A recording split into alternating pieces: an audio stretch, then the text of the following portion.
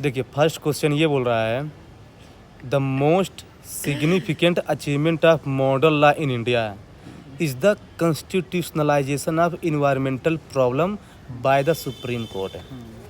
Discuss this statement with the help of relevant case law. अब कुछ लोग ज़्यादा दिमाग लगा के इसको दो पार्ट कर देंगे, लेकिन क्या है ना, इसके एक ही पार्ट है, ठीक ना। चूँकि बोला है discuss this statement with the help of relevant case law, तो ध्यान रखिए कि अचीवमेंट लिखिए, आर्गूमेंट, फिर उसको क्या कीजिए, उसका केस लिखिए। ज़्यादा दिमाग इसमें नहीं लगाना है। बात करें इसका इंट्रोडक्शन का, तो मेरे हिसाब से क्या है ना कि चूँकि बोला है कि the most significant achievement of modern law environmental consideration है, तो मतलब कि इन्वायरमेंट सबसे बड़ी प्रॉब्लम होगी, तभी तो ऐसा क्वेश्चन पूछा है। तो लिखिए ना कि considering that the biggest problem of modern day to day is environmental issues है, keeping that thing in mind Supreme Court has brought what है इन्वायरमेंटल प्रॉब्लम अंडर आर्टिकल 21। तो जैसा क्वेश्चन वैसा मैंने फ्रेम किया है, ठीक ना। फिर लिखिए कि जो है ना कि the significancy of model law, तो पहला लिखिए expansion of article 21। MC Mehta case में बोला गया है कि जो इन्वायरमेंट है ना खुद एक राइट टू लाइफ का पार्ट है। फिर लिखिए सेकंड कि increase in remediation and compensatory provision, for example closing of polluting industry and second polluter पे प्रिंसिपल्स है। और थर्ड लिखेंगे कि increase in ambit of definition of forest and all, जो आप लोगों ने बताया था, ये आप लिख सकते हैं। हाँ, फिर लिखिए कंक्लूजन में, तो कंक्लूजन में ये लिख सकते हैं कि देखिए क्या है कि ये जो सुप्रीम कोर्ट का जो स्टेप है ना, ये फर्स्ट स्टेप है, but ultimately it needs all stakeholder of all participation of all stakeholder which will help not only in achieving SDG 13 but also help in achieving net zero by 2070 for India to become a विकसित भारत। नहीं विकसित भारत इससे नहीं विकसित भारत थोड़ी लिखना है, environment को नेट जीरो से लिंक करना है। एक में तो भी लिखा है ना हमने, तो विकसित भारत में इन्वायरमेंट नहीं था, तब मैंने बताया था। Discuss the desirability of greater representation to women in the higher judiciary to ensure diversity, equity and inclusiveness. तो बेसिकली यहाँ तक चूँकि डिस्कस दिया है ना, तो इसके जो है ना इसमें लिमिटेशंस लिखना पड़ेगा। तो लिमिटेशंस फॉलोड बाय फिर फॉरवर्ड, मतलब कि 3 पार्ट्स हो गए। इंट्रोडक्शन में इसका सबसे जो सुटेबल थिंग्स है ना, वो है डाटा लिखना। को लिख दीजिए ना कि women in higher judiciary almost like Supreme Court, almost I think less than 10%, almost showing desirability of greater representation in higher judiciary। तो मैंने डाटा लिख के कंटेक्स्ट से भी लिंक कर दिया है, ध्यान रखिए। डाटा या आर्टिकल लिख के कभी छोड़ना नहीं है, ये तो मार्क्स नहीं मिलेगा। हाँ, फिर डिजायरेबिलिटी लिखना है हेडिंग। तो डाइवर्सिटी के लिए क्यों? क्योंकि because we know different perspective of gender violence, sexual harassment. फिर इक्विटी में क्या कि ग्लास सीलिंग को ब्रेक करने में हेल्प करेगा और पब्लिक कॉन्फिडेंस बढ़ाएगा। इंक्लूसिवनेस में कैसे बढ़ाएगा कि एज ए रोल मॉडल काम कर सकती हैं लड़कियाँ। दूसरी चीज़ कि वीमेन इन जुडिशल कैरियर, ये इंक्रीज होगा। कंसर्न्स में वही कि अभी भी जो है ना पैट्रियार्कल माइंड सेट है, राइट। जैसे सरपंच पति कंसेप्ट गाँव में चल रहा है, दिया गया है बोर्ड सरपंच बनने का अधिकार, फिर भी सरपंच पति चल ही जाए ना।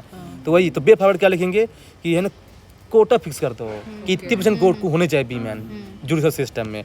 कंक्लूजन में देखिए क्या है कि बिहेवियरल चेंज की ज़रूरत है, which will also help in achieving SDG 5।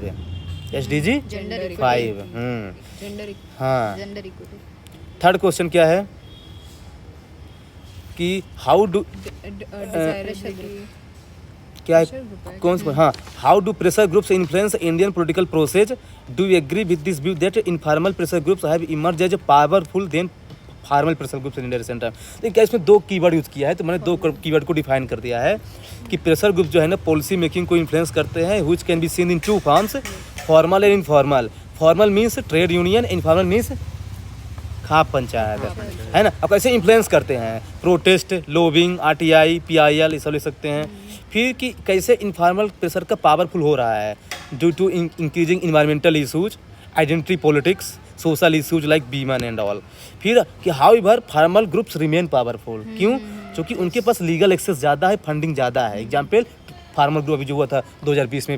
हाँ, कंक्लूजन वही देखिए क्या है कि जो इंक्रीजिंग इनफॉर्मल ग्रुप है helping in democratization, but there should be transparency and accountability in the system. Fourth question, khap panchayat से have been in the news for functioning as extra constitutional authorities often delivering pronouncement amounting to human rights violation. Discuss critically the action taken by the legislative, executive and judiciary to to the right things in this regard. तो basically इसके 4 parts हैं कि पहले खाप पंचायत कैसे human rights का violet कर रही है, फिर उसने एक्शन लिया गया है लेजिस्लेटिव, एग्जीक्यूटिव एंड जुडिशरी। तो खाप पंचायत लिख दीजिए कि जो है ना एक informal traditional socio political group है जो कास्ट बेस पे बेस है, जैसे जाट हरियाणा राजस्थान में है। खाप पंचायत ह्यूमन राइट्स कैसे वायलेशन करती है, ऑनर किलिंग कि भाई तुम मैरिज मत करना इंटर कास्ट में। दूसरी चीज़ कि है ना कि मैं बताऊंगा जहाँ मैरिज करना है, फोर्स मैरिज है, ये सब बताता है वही। लेजिस्लेटिव एक्शन में क्या है कि मर्डर को ऑनर किलिंग से ऐड कर दिया गया है, ये लेजिस्लेटिव। एग्जीक्यूटिव को कैसे कि स्पेशल सेल बनाया गया है, जुडिशरी कैसे PIL का दायरा बढ़ा दिया है, ये लिख सकते हैं। लिमिटेशंस कि पुअर पीपल एक्सेप्टेंस है, पेट्रियार्कल माइंडसेट है, वे फॉरवर्ड में वही स्ट्रिक्ट इन्फोर्समेंट चाहिए। देखिए इसमें क्या है ना, इसमें विकसित भारत से लिंक कर सकते हैं कि जब तक ये सोशल इशू जैसे खाप पंचायत एग्जिस्ट करेंगे तो कैसे इंडिया बनेगा विकसित भारत है। हाँ, तो इसमें ऐसा लिख सकते हैं। Last question, instances of president delay in commuting death sentence has come under the public debate as denial of justice. Should there be time specified for the president to accept and reject such petition.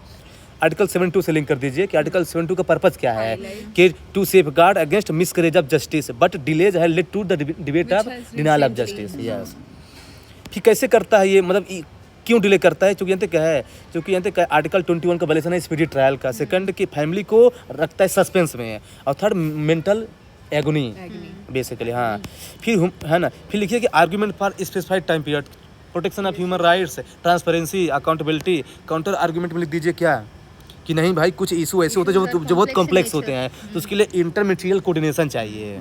हाँ, और दूसरी चीज़ कि ये जो है ना ये present की डिस्क्रिशनरी पावर है, वो चाहे जब भाई जब चाहे जब डिसीजन दे, ये भी पढ़ ले सकते हैं इसमें कि क्यों जो। हाँ, So there should be more accountability. Be formal दीजिए, पीरियोडिक रिव्यू की जरूरत है, और Accountability से link कर सकते हैं। हाँ रीजनेबल टाइम फ्रेम। और लास्ट में वही सूती बताइए कि क्या लिखें conclusion, justice delayed is Justice denied. Justice delayed. बस हो गया, खत्म हो गया।